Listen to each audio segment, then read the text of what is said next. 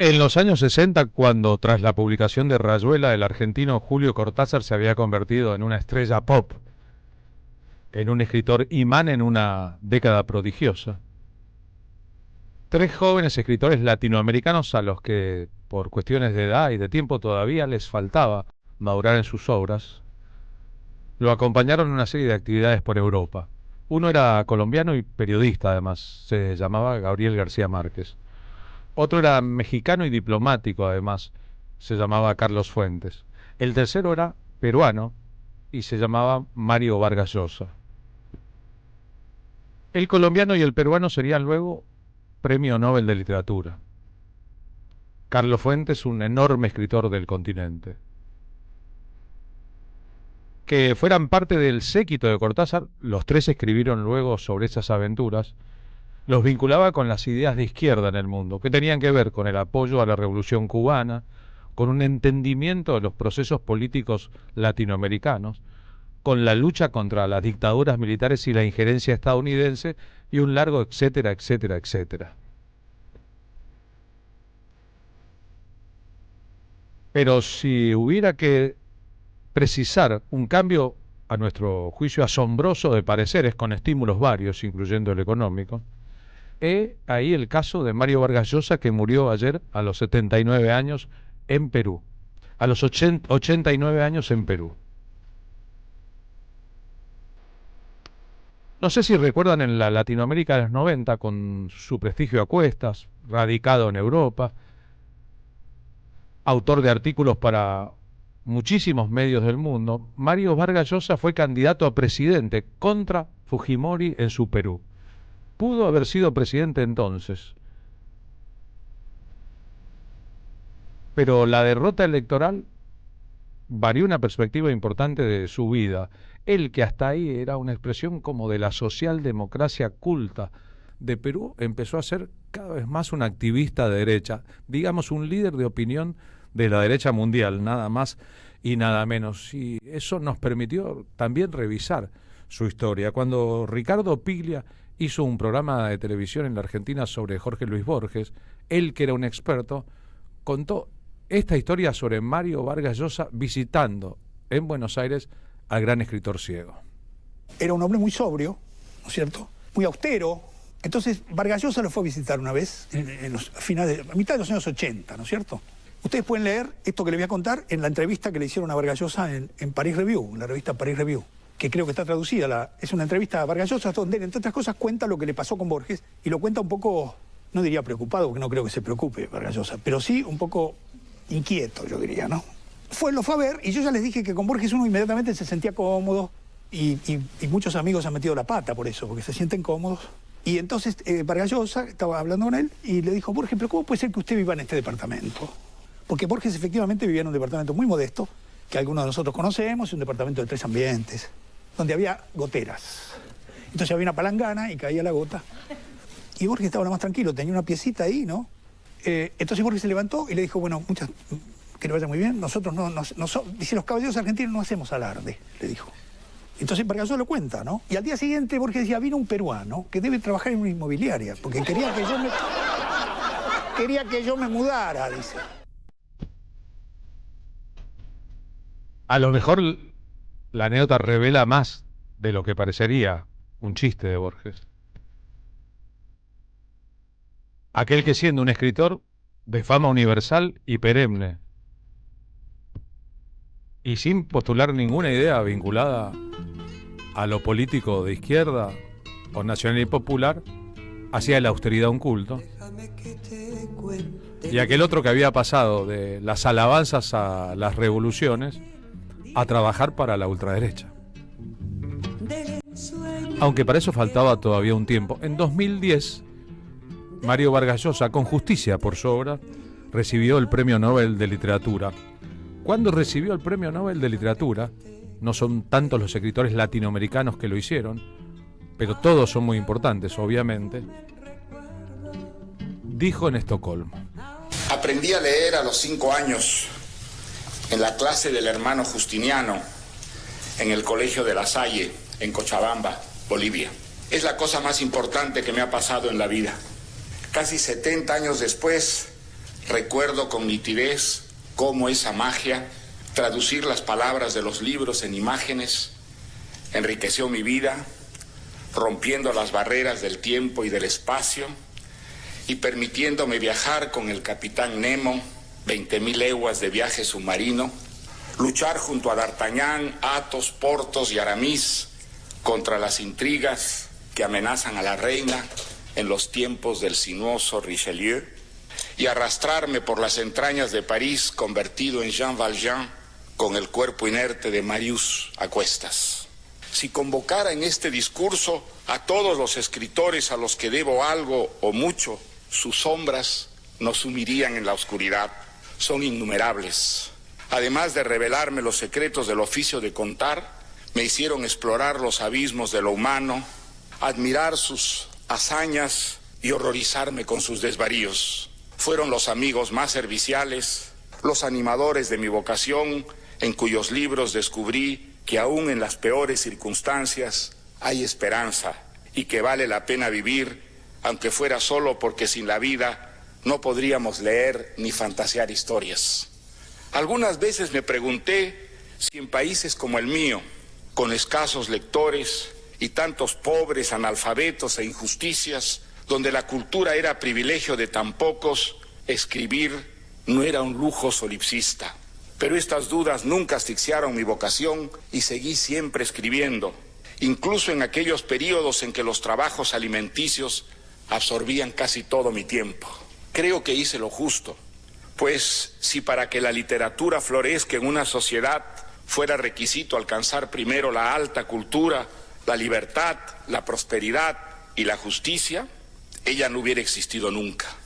Por el contrario, gracias a la literatura, a las conciencias que formó, a los deseos y anhelos que inspiró, al desencanto de lo real con que volvemos del viaje a una bella fantasía, la civilización es ahora menos cruel que cuando los contadores de cuentos comenzaron a humanizar la vida con sus fábulas. Seríamos peores de lo que somos sin los buenos libros que leímos, más conformistas, menos inquietos e insumisos, y el espíritu crítico, motor del progreso, ni siquiera existiría.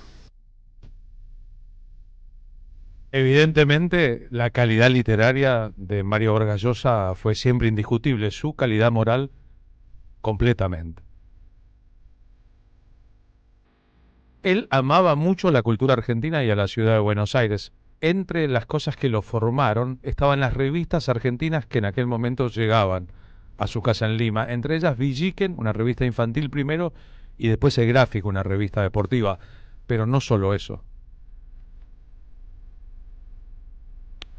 Sus novelas y cuentos de los años 60 tardíos y 70 estuvieron a tono con la América insurgente. Después, sobre todo después de su derrota electoral ajustada con Fujimori, cuando sus ansias de ser presidente se derrumbaron para siempre, su viraje a la derecha y a la ultraderecha fue notorio, a tal punto que, por ejemplo, terminó escribiendo loas a Margaret Thatcher. Estaba en la Argentina cuando murió Margaret Thatcher, publicó una nota en el diario La Nación diciendo que no tenía tiempo, pero cuando estuviera en Inglaterra iría a poner un ramo de flores sobre la tumba de la ex primera ministra británica. Cuando ganó el Premio Nobel de Literatura estaba cerrada su participación en la Feria del Libro de la Ciudad de Buenos Aires en 2011. Escribiendo en el diario El País de España, al comentar esto, habida cuenta que gobernaba el kirchnerismo en la Argentina, publicó un artículo muy hiriente. Se llamaba Piqueteros Intelectuales y trataba de piqueteros intelectuales, por ejemplo, a Horacio González, a Ricardo Foster, a aquellos intelectuales afines al kirchnerismo que habían fundado Carta Abierta.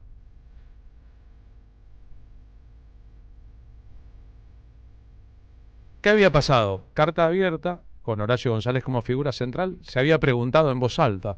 Qué loco, ¿no?, que una feria del libro acá en este momento traiga una referencia de la ultraderecha. La organización era la Feria del Libro y la invitación era previo.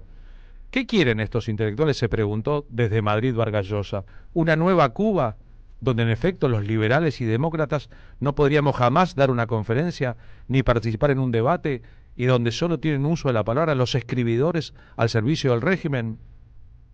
También dijo que el ideal de los intelectuales argentinos que estaban a favor del gobierno de Cristina Fernández de Kirchner era la Venezuela de Hugo Chávez.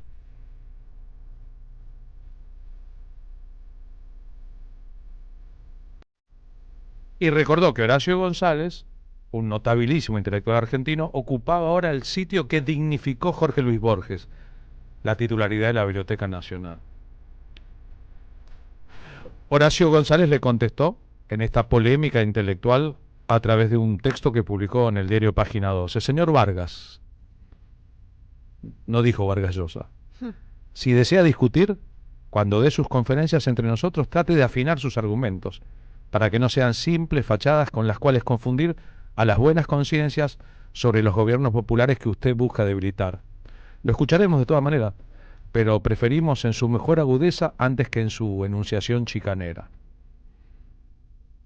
González había dicho que era una ofensa a la cultura argentina que un hombre de la creciente agresividad de Mario Vargas Llosa hacia los procesos populares fuera invitado en un periodo en que el país parecía ir para otra parte.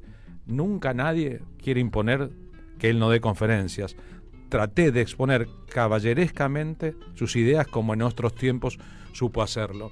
Cuando finalmente Mario Vargas Llosa vino a la Feria del Libro y en medio de una tensión importante en el ámbito intelectual y también político, fue a dar su conferencia, recuerdo porque estuve ahí, era una sala para 900 personas, se transmitió esa conferencia en vivo y en directo por todos los canales de noticias, porque se había convertido su presencia en un acontecimiento político para la oposición y para el gobierno. La primera persona que hacía cola para entrar a la charla era Patricia Bullrich, con su sempiterna cara de muy pocos amigos. Al lado suyo estaba Joaquín Morales Solá, y si uno miraba esa cola, era un desfile de los cuadros de la derecha y el antikirchnerismo para bancarle los trapos al visitante ilustre. Hubo también un incidente con un grupo de gente que se presentó ahí para hacer una marcha de reivindicación de Mario Vargas Llosa, mientras todos temían que ocurriera exactamente lo contrario en el ámbito de la sociedad rural donde se desarrollaba aquella edición de la Feria del Libro. Adentro de la sala, con su pañuelo blanco, en la fila 10 estaba Ebe Bonafini. ¿Qué hacía Ebe Bonafini? Le había escrito una carta de puño y letra a Mario Vargas Llosa y pretendía dársela en la mano. Como yo estaba acreditado y tenía una posibilidad de movilidad dentro del lugar y de acceso a los camarines donde estaba Mario Vargas Llosa, le pedí a Ebe que me dejara tramitar y facilitar su acceso porque se lo habían impedido. Y así pudimos hacer que Ebe Bonafini traspasara a la izquierda del escenario la puerta para acceder al camarín de Mario Vargas Llosa y que ella, apenas traspasó la puerta, se encontrara con Mario Vargas Llosa, que la recibió muy amablemente, le dijo: señora, mis máximos respetos, ¿cómo le va? ¿En qué le puedo ayudar? Le dijo: traje una carta, léala y veremos si luego me tiene el máximo respeto que dice ahora tenerme. Sí, señora, cómo no, le dijo muy diplomático Mario Vargas Llosa, tras lo cual Ebe dio media vuelta, se retiró y presenció la conferencia. Haber estado ahí, haber servido para que Ebe tuviera ese encuentro, uno de los tantos, a solas, con Mario Vargas Llosa, fue un acontecimiento y es de destacar el buen tino que tuvo él al recibir la carta, amagar con abrazarla, darle la mano ante la situación tensa de Ebe y su cara de pocos amigos, pero también para observar la capacidad de Ebe para estar en el lugar, para dejar fijo su pensamiento y para, lejos de la agenda de los medios de comunicación, utilizar ese sistema, el de siempre, escribir una carta para tratar de variar la conducta sobre el país de Mario Vargas Llosa, hablándole, entre otras cosas, de los desaparecidos durante la dictadura que ahora él parecía, en términos políticos, a veces reivindicar. Mario Vargas Llosa, premio Nobel, hablando sobre cuáles fueron sus obras más importantes en el criterio propio. Si tuviera que escoger una de mis novelas para recomendarla, pues probablemente recomendaría alguna de las novelas que más trabajo me costó escribir, como Conversación en la Catedral, La Guerra del Fin del Mundo, La fiesta del chivo, quizá esas son las 3 novelas que más trabajo me costaron, ¿no? Y la idea del escritor completamente divorciado de la realidad viva, a mí no me gusta. A mí me gusta tener por lo menos un pie sobre esa realidad, y eso significa el periodismo. Creo que es una manera de mantener esa comunicación con el mundo cotidiano, que para mí es la materia prima de mi trabajo de escritor, ¿no?